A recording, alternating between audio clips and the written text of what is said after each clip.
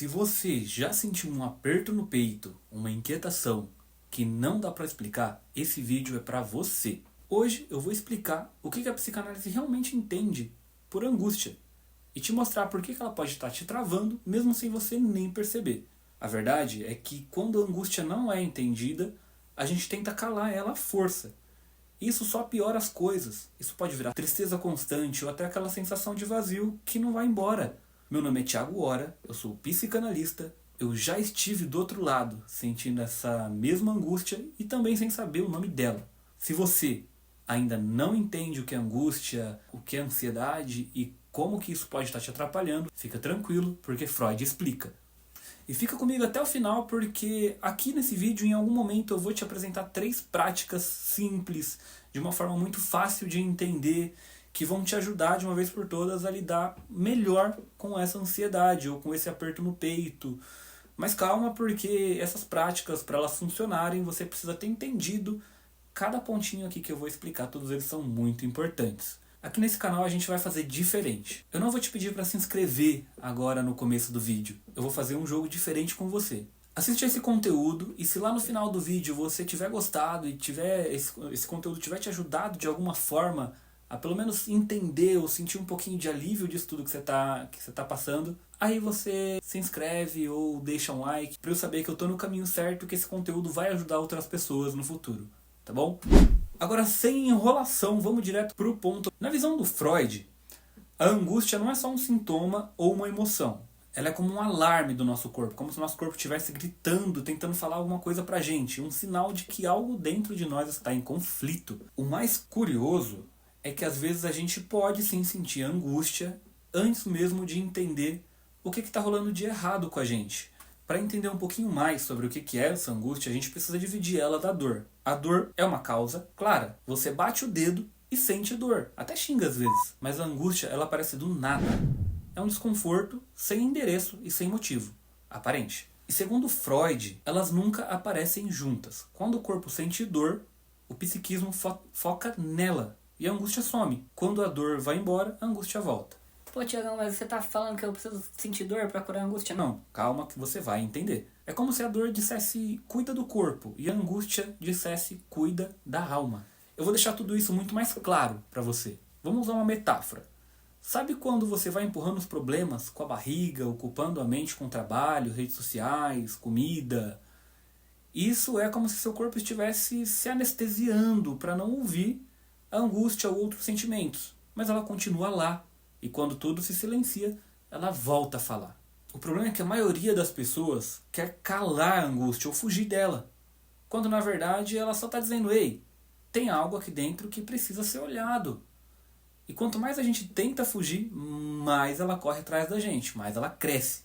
Talvez até aqui nesse ponto do vídeo você já tenha se identificado com algumas das coisas que eu falei lá atrás. Se isso aconteceu, vamos interagir um pouquinho, deixa aí nos comentários qual que foi o seu sentimento, em que momento que essa angústia apareceu para você, ou se você ainda está passando por ela, que eu vou tentar interagir, responder e explicar um pouquinho mais em cada comentário. Fica tranquilo que o seu comentário não vai ficar sem resposta. Agora esse vídeo começa a ficar com um pouquinho mais de cara de psicanálise, porque aqui a gente vai falar de castração e complexo de Édipo, mas calma que vai ser muito fácil.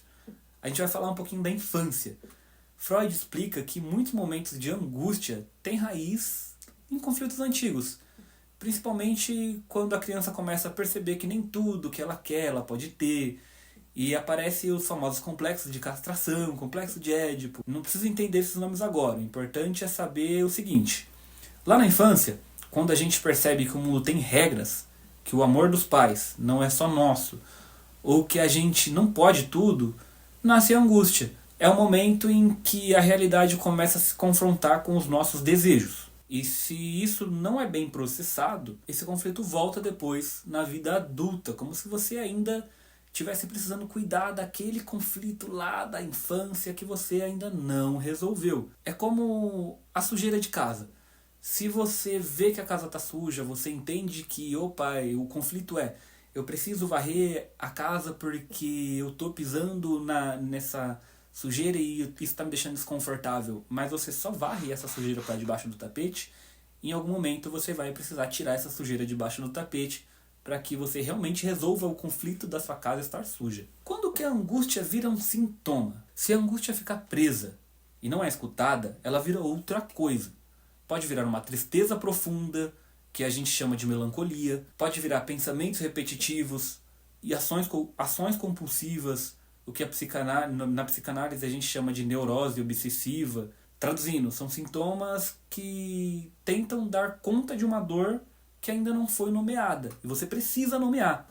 Um outro tipo de angústia que você até já deve ter ouvido falar, aí tá na boca do povo, é a angústia moral. É aquela sensação de culpa, vergonha, ou mesmo quando ninguém tá te cobrando de nada, cara. É como se uma parte de você que estivesse dizendo que você nunca é bom o bastante, ou que você fez algo errado.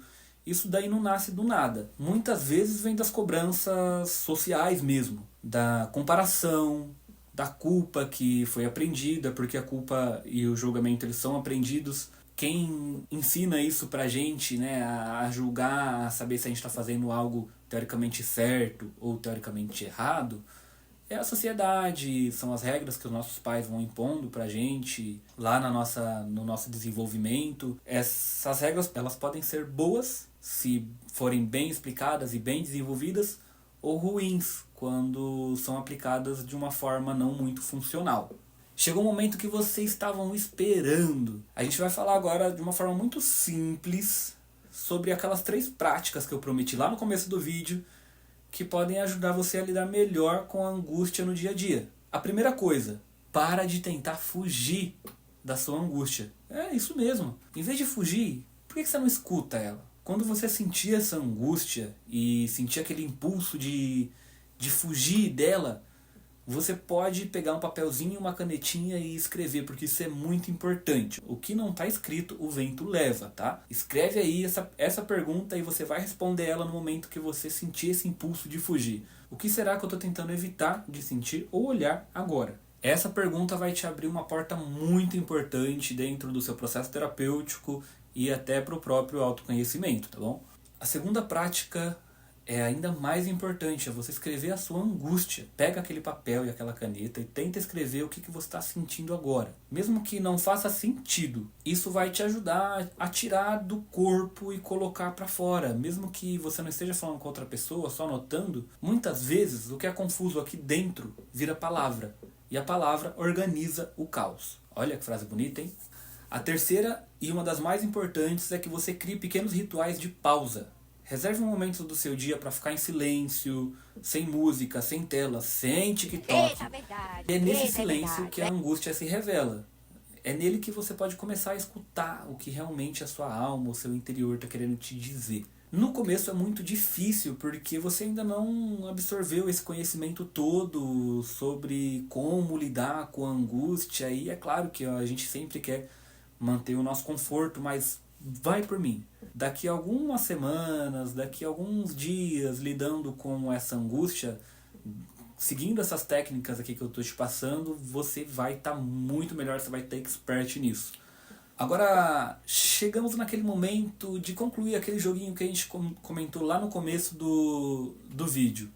Se esse conteúdo até aqui te ajudou de alguma forma, foi realmente simples, como eu prometi que seria para você entender, te peço que você se inscreva no canal, é uma coisa muito fácil, inclusive aqui embaixo deve ter um